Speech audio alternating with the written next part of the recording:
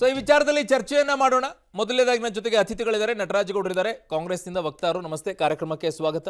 ಇನ್ನು ಬಿಜೆಪಿಯಿಂದ MG ಮಹೇಶ್ ಅವರು ಇದ್ದಾರೆ, ವಕ್ತಾರರು. ನಮಸ್ತೆ, ಕಾರ್ಯಕ್ರಮಕ್ಕೆ ಸ್ವಾಗತ.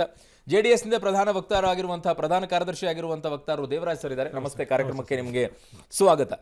ಗೌಡ್ರೆ, ಇದನ್ನ ಬದಲಾವಣೆ ಮಾಡುವಂತ ಉದ್ದೇಶ ಏನಿತ್ತು? ಇಲ್ಲ, ಈಗ ನೋಡಿ, ಈಗ ಈ ಕಾಯ್ದೆ ತಿದ್ದುಪಡಿ ಆದದ್ದು 2011ರಲ್ಲಿ.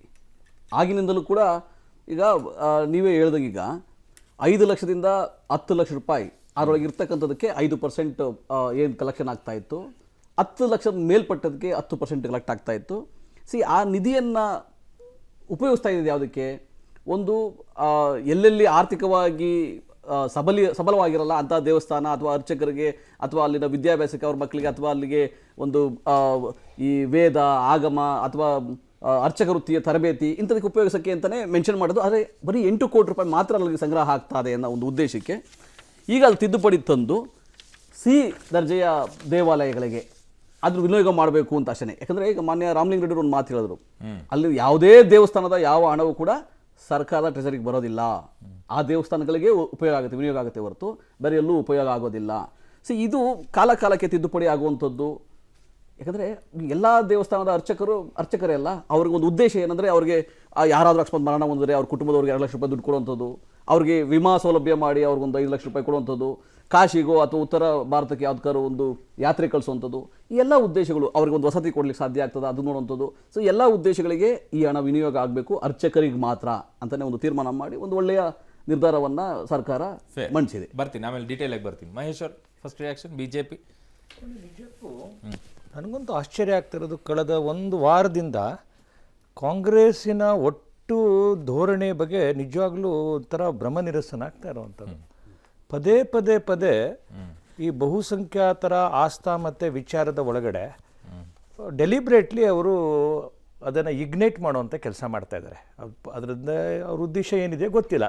ಅದು ಹೆಸರು ಬದಲಾವಣೆ ಮಾಡುವಂಥದ್ದು ಪ್ರತಿಯೊಂದು ಅಂಶನೂ ಇರ್ಬೋದು. ಇದನ್ನು ಸೇರಿಕೊಂಡು ಒಂದು ಅಂದಾಜು ಕರ್ನಾಟಕದ ಸುಮಾರು A ಗ್ರೇಡ್ ದೇವಾಲಯಗಳು ಸುಮಾರು 400 ಇದ್ದಾವೆ. ಕಳೆದ ಆಡಿಟ್ ವರದಿ ಪ್ರಕಾರ 450 ಕೋಟಿ ರೂಪಾಯಿ ಸಂಗ್ರಹ ಆಗಿದೆ ಅಂತ, 450 crores. ಅದರಲ್ಲಿ ಒಂದು 14% ಅಡ್ಮಿನಿಸ್ಟ್ರೇಷನ್ ಎಕ್ಸ್ಪೆನ್ಸಸ್ಸು, ಒಂದು 4% ಆಡಿಟ್ ವರದಿ, ಒಂದು 4ರಿಂದ 10 ಒಳಗಡೆ ಕಮಿಷನರ್ ಕಾಮನ್ ಗುಡ್ ಫಂಡ್ ಅಂತೇಳಿ, ಅಂದರೆ ಏನಾದರೂ ಸಾಮಾನುಗಳೆಲ್ಲ ಕೊಡ್ಲಿಕ್ಕೆ ಮಾಡೋವಂಥದ್ದು. ಮಿಕ್ಕ ಹಣವನ್ನು ರಾಮಲಿಂಗಾರೆಡ್ಡಿಯವರು ತಪ್ಪು ಹೇಳಿದ್ರು. ಇವಾಗ ಮಿಕ್ಕ ಹಣವನ್ನು ರಾಜ್ಯದ ಬೇರೆ ಇರ್ತಕ್ಕಂಥ ಉದ್ದೇಶಗಳಿಗೆ ನಾವು ಬಳಸ್ಕೊಳ್ತಾ ಇದ್ದೀವಿ ಅಂತ ಸರ್ಕಾರ ಅಧಿಕೃತವಾಗಿ ಹೇಳಿರೋಂಥ ಅಂಶ. ಅದರ ಅರ್ಥ ಏನು? ಅದೇ ಅನೇಕ ಒಂದು ನಿಮಿಷ ನಟರಾಜಗೌಡ ನಾ ಮಾತನಾಡ್ತೀವಿ, ಇದಕ್ಕೆ ಸ್ವಲ್ಪ ಡಿಸೆನ್ಸ್ ಇರಬೇಕು.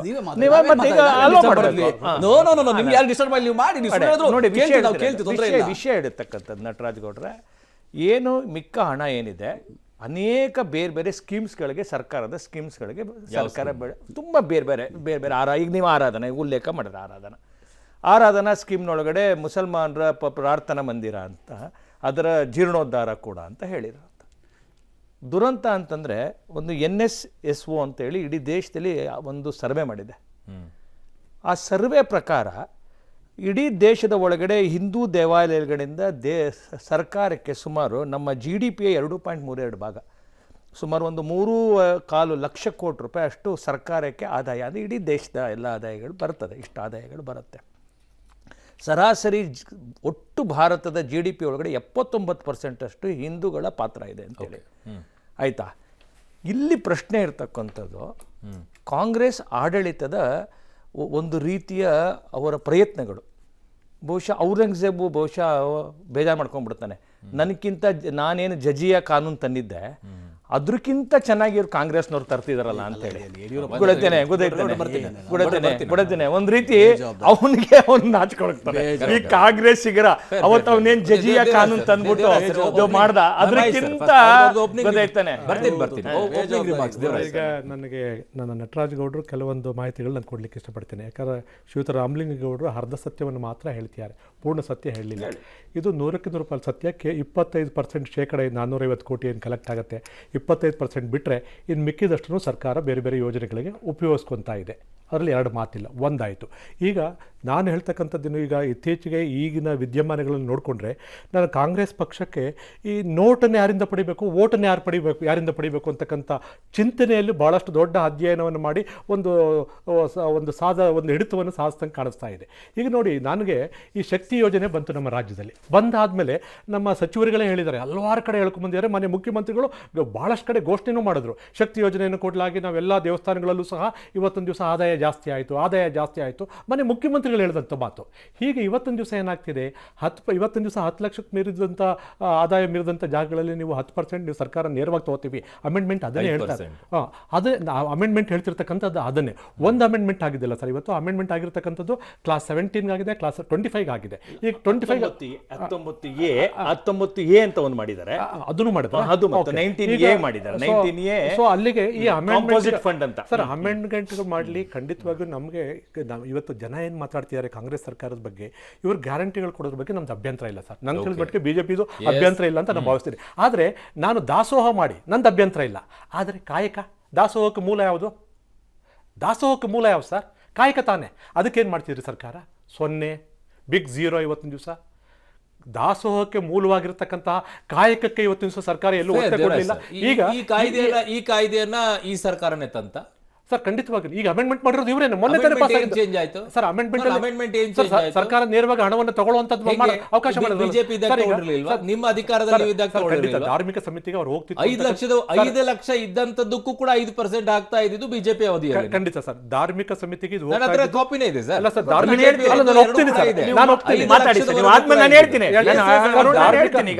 ಸಮಿತಿಗೆ ಅದು ಹೋಗ್ತಾ ಇತ್ತು, ಹಣ ಹೋಗ್ತಿತ್ತು. ಆದ್ರೆ ಸರ್ ಇಲ್ಲಿ ಏನಾಗಿದೆ ಗೊತ್ತಾ, ನಾನು ಆರಾಧನಾ ಸಮಿತಿಯಲ್ಲಿ ಇದ್ದಂಥವ್ರು, ಕೆಲಸ ಮಾಡಿದಂಥವ್ರು. ನಮಗೇನಾಗುತ್ತೆ, ಈ ಧಾರ್ಮಿಕ ಸಮಿತಿಯಲ್ಲಿ ಹೋಗ್ತಾ ಪ್ರತಿಯೊಂದು ಕಾನ್ಸ್ಟಿಟ್ಯೂನ್ಸಿಗೂ ಬಹಳಷ್ಟು ಇಷ್ಟಿಷ್ಟು ಹಣ ಅಂತ ಡಿವೈಡ್ ಆಗಿಬಿಡುತ್ತೆ. ಡಿವೈಡ್ ಆದಂಥ ಸಂದರ್ಭದಲ್ಲಿ, ವಿಂಗಡಣೆ ಆದಂಥ ಸಂದರ್ಭದಲ್ಲಿ ಆ ಕಾನ್ಸ್ಟಿಟ್ಯೂನ್ಸಿಲಿ ಬರ್ತಕ್ಕಂಥ ಮಸೀದಿ ಇರ್ಬೋದು, ಮಂದಿರ ಇರ್ಬೋದು, ಚರ್ಚ್ ಇರ್ಬೋದು, ಇಗರ್ಜಿಗಳು ಯಾವ್ದಾರು ಇರ್ಬೋದು, ದೇವಸ್ಥಾನಗಳಿರ್ಬೋದು, ಪ್ರತಿಯೊಂದಕ್ಕೂ ಅಲ್ಲಿಂದ ಅಲೋಕೇಟ್ ಮಾಡ್ತೀವಿ. ಪ್ರತಿಯೊಂದಕ್ಕೂ ಈ ಸಮಿತಿಯಿಂದ ಬರ್ತಕ್ಕಂಥ ಧಾರ್ಮಿಕ ಸಮಿತಿಯಲ್ಲಿ ಇರ್ತಕ್ಕಂಥ ಹಣವನ್ನ ಎಲ್ಲ ಧರ್ಮೀಯರ ಮಂದಿರಗಳಿಗೂ ಮಾಡ್ತೀವಿ. ಮಹೇಶ್ ಅವರೇ, ಹಿಂದೂ ವಿರೋಧಿ ಅಂತಿದ್ದಾರೆ. ನೀವು ಇದನ್ನ ಸರಿಪಡಿಸಬೇಕಾಗಿತ್ತಲ್ವಾ? ನೀವ್ ಯಾಕೆ ಸೈಲೆಂಟ್ ಆಗಿದ್ರಿ? ಆರಾಧನಾ ಯೋಜನೆ ವಿಚಾರದಲ್ಲಿ ಆರಾಧನಾ ವಿಚಾರದಲ್ಲಿ ಅವ್ರು ಹೇಳ್ತಾ ಇದ್ರು, ಆರಾಧನಾ ಯೋಜನೆ ವಿಚಾರದಲ್ಲಿ ನೀವು ಅಧಿಕಾರದಲ್ಲಿ ಇದ್ದಾಗ ಬಟ್ಟೆ ಕಟ್ಕೊಂಡ್ಬಿಟ್ಟು ಅಲ್ಲೆಲ್ಲ ದುಡ್ಡೆಲ್ಲ ಹೋಗೋದು ನೋಡ್ಬಿಟ್ಟು ಈಗ ಅವ್ರ ಗೌರ್ಮೆಂಟ್ ಅಲ್ಲಿ ಇದ್ದಾಗ ಅವ್ರ ಮೇಲೆ ಆರೋಪ ಮಾಡ್ಕೊಂಡು ಕೂತ್ಕೊಳ್ಳೋದಾ? ನಮ್ಮ ಸರ್ಕಾರ ನಾವು ಕಳೆದ 1900 ಕಾಲಾವಧಿ ಒಳಗಡೆ ಈ ದೇವಸ್ಥಾನಗಳ ಇದ್ರೊಳಗಡೆ ಸರ್ಕಾರಗಳ ಹಸ್ತಕ್ಷೇಪ ಇರಬಾರದು ಅಂತೇಳಿ ನಾವು ಕಾನೂನು ಅಂತಂದು ಅದು ನೆಕ್ಸ್ಟ್ ಬರೋಣ, ಆಯ್ತಲ್ಲ. ಬನ್ನಿ, ನಾನು ಹೇಳ್ದೆ ಕೇಳಿ. ಆರಾಧನಾ ಯೋಜನೆ ಬದಲಾವಣೆ ಮಾಡಬೇಕಾಗಿತ್ತು. ಒಂದ್ ನಿಮಿಷ ಅರುಣ್ ಅವರೇ, ನೀವು ನೋಡಿ, ನೀವು ಪಾಪ ಅಷ್ಟು ಶಿಸ್ತಲ್ಲಿ ನಮ್ಮ ನಟರಾಜ್ ಗೌಡ್ರು ಕೇಳ್ತಿದ್ದಾರೆ, ನೀವು ಕೇಳಿ. ಇಲ್ಲಿ ಕೇಳಿ.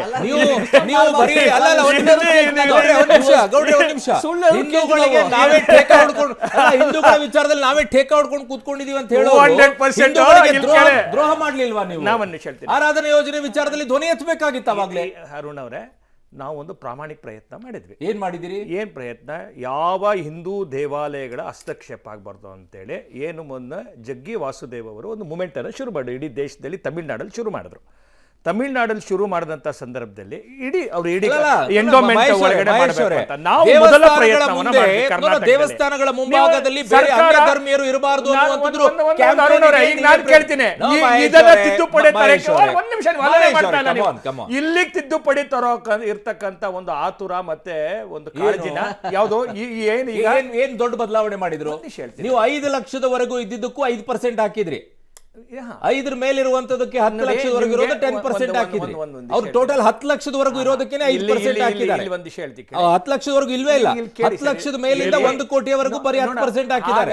ಇದನ್ನು ವಿಸ್ತರಣೆ ಮಾಡಿದ್ರಲ್ಲ, ಆರಾಧನವನ್ನ ವಿಸ್ತರಣೆ ಮಾಡಿದ್ರಲ್ಲ. ಈಗ ನೀವೇ ಅದ್ರಲ್ಲಿ ಇದನ್ನ ಇರ್ಲಿಲ್ಲ. ಯಾವುದು ಪ್ರಾರ್ಥನಾ ಮಂದಿರಗಳು ಹಿಂದೂ ಎಲ್ಲವೂ ಆರಾಧನಾ ಯೋಜನೆಯಲ್ಲಿ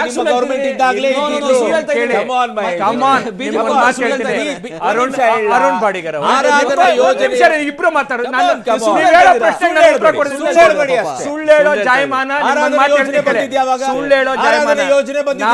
ನಾನ್ ಹೇಳಕ್ ಕೊಟ್ಟಿರ್ತಕ್ಕಂಥದ್ದು ಬಹಳ ಸ್ಪಷ್ಟ ಇದೆ. ನಾವೊಂದು ಪ್ರಯತ್ನ ಮಾಡಿದ್ವಿ, ಹಿಂದೂ ಮಂದಿರಗಳ ಹಸ್ತಕ್ಷೇಪವನ್ನ ಸರ್ಕಾರ ಮಾಡಬಾರ್ದು. ಅದ್ಬಿಟ್ಟಾಗಿ ಸರ್, ಅದ್ ಯಾಕ್ ಆರಾಧನೆ ಬಿಡ್ಬೇಕು? ಯೋಜನೆ ವಿಚಾರ- ಅದನ್ನ ಯಾಕ್ ಬಿಡ್ಬೇಕು? ಆರಾಧನೆ ಯೋಜನೆ ಅದನ್ನ ಯಾಕ್ ವಿಚಾರದಲ್ಲಿ ಬಿಡ್ಬೇಕು? ಯಾಕ್ ಹೋದ್ರಿ ನೀವು? ನೀವು ಅದನ್ನ ಪ್ರಯತ್ನ ಮಾಡಿದ್ರ? ಆರಾಧನೆ ಅದನ್ನ ಯೋಜನೆ- ಪ್ರಯತ್ನ ಅರೆ, ಮಾಡಿದ್ರಾ? ಅರೆ, ಅರೆ, ಅರೆ. ಅದನ್ನ You are ಪ್ರಯತ್ನ jumping ಮಾಡಿದ್ರಾ from the ನೀವು? point. ಆಹಾ, You are jumping jumping from the from the point. point. ನಾವು ಅಲ್ಲ, ಅದನ್ನ ನೀವು ಮಾಡಿದ್ವಾ ನಾವು? ಹಿಂದೂಗಳ ವಿಚಾರದಲ್ಲಿ ನೀವು ಬದ್ಧತೆ ಕೇಳಿ ಇದ್ದಿದ್ರೆ ಮಹೇಶ್ ಅವರೇ, ಆರಾಧನೆ ಯೋಜನೆಯಲ್ಲಿ ಬೇರೆ ಧರ್ಮಗಳಿಗೆ ಹೋಗ್ತಾ ಇರುವಂತ ದುಡ್ಡನ್ನ ತಡೆ ಹಿಡಿತಾ ಇದ್ರಿ. ಶಶಿಕಲಾ ಜೊಲ್ಲೆ ಅವರು ಬಹಿರಂಗವಾಗಿ ಹೇಳ್ತಾ ಇದ್ರು 49 ಪಾಯಿಂಟ್ ಸಮಥಿಂಗ್ ಕೋಟಿಯನ್ನ ನಾವು ಕೊಡ್ತಾ ಇದೀವಿ ಅದರಲ್ಲಿ ಅಂತ ಹೇಳಿ ಒಂದು ವಿಷಯ ಬಹಿರಂಗವಾಗಿ ಘೋಷಣೆ ಮಾಡಿರೋದು, ಹೇಳಿಕೆ ಇದೆ ಅವ್ರದ್ದು. ಕೇಳಿ ಸರ್, ಇಲ್ಲೇ ನೀವು ನೋಡ್ಬೇಕಾಗಿರ್ತಕ್ಕಂಥದ್ದು, ನಾವ್ಯಾರೂ ಕೂಡ ಬಹಳ ತುಂಬ ನ್ಯಾರೋ ಮೈಂಡೆಡ್ ಜನಗಳಂತೂ ಹಿಂದೂಗಳು ಆಗ್ಲಿಕ್ಕೆ ಸಾಧ್ಯನೇ ಇಲ್ಲ. ನಮ್ಮ ವಿಚಾರ ಹಿಂದೂಗಳಲ್ಲ, BJP ಮಾತ್ರ ಅದು. ಹಾಗಲ್ಲ. ಹಿಂದೂಗಳು ಬಿಜೆಪಿ ಸಮಾಧಾನ ಮಹೇಶ್. ನಿಮ್ಗೊಂದು ಮಾತು ಹೇಳ್ತೀನಿ, ಇವರು ಬಿಜೆಪಿ ಹಿಂದೂಗಳಿಗೆ ನಾವು ಮಾಡಿದಿಕ್ಕೆ ನೀವು ಹಿಂದೂಗಳಾಗಿರೋದು ಇವತ್ತು. ಹೌದಂತೆ ಗೊತ್ತಾಯ್ತಾನೆ? ಸ್ವತಂತ್ರ ನಾವು ಮಾಡಿದಿಕ್ಕೆ ನೀವುಗಳೆಲ್ಲ ಇವತ್ತು ಈ- ಅಭಿಮಾನದಿಂದ ಹೇಳೋ ಸ್ಥಿತಿ ಈ- ದೇಶದಲ್ಲಿ ಅಲ್ಲ, ನಿರ್ಮಾಣ ಮಾಡಿರೋ ಅಲ್ಲ, ಅಲ್ಲ, ಅಲ್ಲ, ದೇವಸ್ಥಾನ ಒಂದು ಕಡೆಗೆ ಕಡೆಗೆ ನೀವೇ ಉಳಿಸ್ದವ್ರು ಒಂದು ನೀವು. ಕಡೆಗೆ ನಟರಾಜ್ ಗೌಡ್ರೆ. ನೀವು ಗರು ಸೇಕೋಂಗ ಅನ್ನೋದ್ರ ಹಿಂದ್ಗಡೆ ಇರುವಂತ ಶಕ್ತಿ ನಮ್ದು, ಅದ್ರ ಹಿಂದ್ಗಡೆ ಪ್ರಯತ್ನ One second, one second, one second. ಗೊತ್ತಾಯ್ತಾನೆ? ಅದರಲ್ಲಿ partly I agree, partly not. ಅಲ್ಲ, ಅದು ಯಾಕೆ ನಿಮ್ಗೆ ಅಂತಂದ್ರೆ ಬಿಟ್ಟಿದ್ದು, ನಿಮ್ಗೆ ಬಿಟ್ಟಿದ್ದು. ಈಗ ಕೆಲವೊಂದು ಕೊಡೋದಿಲ್ಲ, ನಿಮ್ಗೆ ಹಿಂದೂ ಅಂತ ಬಿಟ್ಟಿದ್ದು. ಹೇಳ್ಕೊಳ್ಳುವಂತ ಗಟ್ಸ್ ಕೆಲವರಿಗೆ ಓಪನ್ ಆಗಿದೆ, ಕೆಲವರಿಗೆ ಇರ್ಲಿಲ್ಲ ಹಿಂದೆ, ಈಗ ಹೇಳ್ಕೊಳ್ತಾ ಇದೆ. ಅದನ್ನ ಒಪ್ಕೊಳ್ಳೋಣ. ಬಟ್ ಇಂಪಾರ್ಟೆಂಟ್ ಒಂದ್ ಸೆಕೆಂಡ್ ನೀವು ಸೆಲೆಕ್ಟಿವ್ ಮಾಡಬಾರ್ದು. ನಾನು ವಿರಾಮಕ್ಕೆ ಹೋಗ್ಬೇಕು. ಒಂದ್ ನಿಮಿಷ ರೀ. ಒಂದ್ ನಿಮಿಷ ನಂಗೆ ನಾನು ಒಂದು ಅವಕಾಶ ವಿರಾಮಕ್ಕೆ ಕೊಡಿ, ವಿರಾಮ ಆದ್ಮೇಲೆ. ಆಮೇಲೆ ಅವ್ರಿಗೆ ನಟರಾಜ್ ಗೌಡ್ರಿಗೆ ಕೊಡ್ಬೇಕು. ಇಲ್ಲ ಇಲ್ಲ, ನಾನು ಕೊಟ್ಮೇಲೆ ನಾನು ಯಾಕೆ? ಉತ್ತರ ಕೊಡ್ಲಿ. ಯಾಕೆ? ನೀವು ಕೊಡ್ಬೇಕು. ಉತ್ತರ ಕೊಡೋ ಜಾಗದಲ್ಲಿ ನೀವು ಇದ್ದೀರಾ ಜಿ. ಚಿಂತೆ ಬೇಡ, ಉತ್ತರ ಕೊಡೋ ಜಾಗದಲ್ಲಿ ನೀವು ಇದ್ದೀರಾ. ಸಮಯ ಜಾಗ ಅಲ್ಲ ಇದು. ನಾನೊಂದು ಬ್ರೇಕ್ ವಾಪಸ್ ಬರ್ತೀನಿ. ನಟರಾಜ್ ಗೌಡ್ರು ಇದಕ್ಕೆ ಉತ್ತರವನ್ನ ಕೊಡ್ಬೇಕು ನನಗೆ. Yes, sir. ಎಲ್ಲವೂ ಕೂಡ ಈ ಹಣ ಎಲ್ಲಿಗೆ ಹೋಗುತ್ತೆ ಅನ್ನೋದನ್ನ ಹೇಳ್ತಾ ಇದ್ದಿದ್ದು ಓನ್ಲಿ ಸಿ ವರ್ಗದ ದೇವಾಲಯಗಳಿಗೆ ಅವಕ್ಕೆಲ್ಲ ಹಾಕೊಂಡು ಬಂದಿದ್ದಾರೆ ಪೂರ್ತಿಯಾಗಿ ಇಡೀ ಅವುಗಳನ್ನು ನೋಡಿದಾಗ. ಬಟ್ ಹಿಂದೆ ಇದ್ದಿದ್ದನ್ನು ಯಾಕೆ ಕೈ ಬಿಟ್ಟರು? ಕೆಲವೊಂದಿಷ್ಟು ವಿಚಾರಗಳನ್ನು ಭಾಳ ಇಂಪಾರ್ಟೆಂಟ್ ಇದೆ ಅವುಗಳೆಲ್ಲ. ಅವುಗಳನ್ನ ಯಾಕೆ ಕೈ ಬಿಟ್ಟರು? ಏನು ಅದ್ರ ಮೇಲಿರುವಂಥ ಕೋಪ